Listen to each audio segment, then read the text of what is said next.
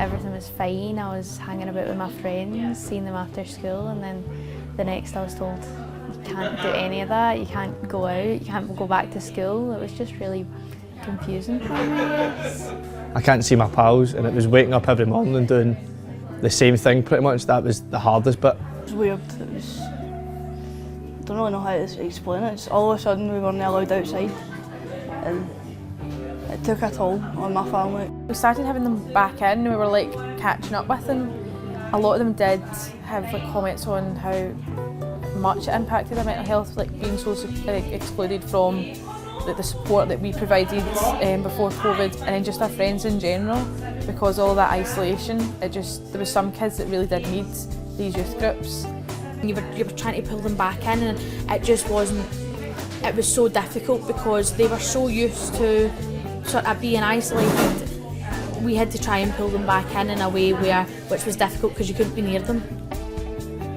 If I didn't have youth work during the pandemic, I'm not sure I would really be the same as I am right now. And we put ourselves out there. I think we kind of set the standards, to be fair.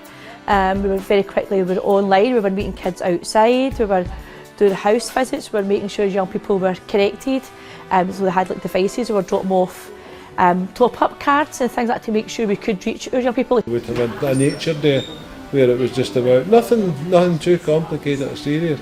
We'd take picture 5 trees, 5 insects, 5 animals, and make a montage at the end of which we put up onto social media too. What we did outdoors could also be transferred back into indoors. So during lockdown I participated in the girls group, and we did first aid training, the Dynamic Youth Award, bronze level I think, the North Lanarkshire Challenge, Diamond Award, the Duke of Edinburgh bronze, and loads more. I've made loads of new friends and made good relationships with all the workers and stuff, and I've also got now loads of new qualifications that I can use for when I'm like trying to get a job or something, so it's been really helpful.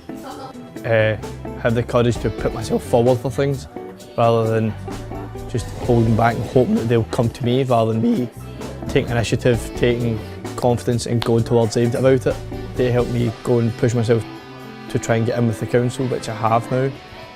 So I'm now getting paid employment for something that I enjoy doing. I had the opportunity to volunteer a lot, and so without that I wouldn't have the opportunities I have now. I wouldn't be working in the job I have now, and I wouldn't have decided my career path where I want to work alongside young people. I want to be a music teacher, and without working throughout the pandemic as a volunteer, I wouldn't know that I wanted to work with young people. It wasn't towards the end where we realised, well, if this happens again, we are fully equipped to deal with it a lot better than maybe how we did at the start, because we didn't know how it was going to progress, we didn't know how it would spread, we didn't know whether it was through the air, we didn't know what it was. I think the youth work sector excelled themselves in engaging with young people who were not involved in traditional or formal mechanisms, and I think we've demonstrated that through things like a DAV with a Difference programme, where we've been sector leading in the number of young people maintaining and achieving their award during the COVID restrictions, and using DAV with a difference to do that. It's always good because then no matter like what you're going through, they're like always there for you, always happy for a chat. Yeah.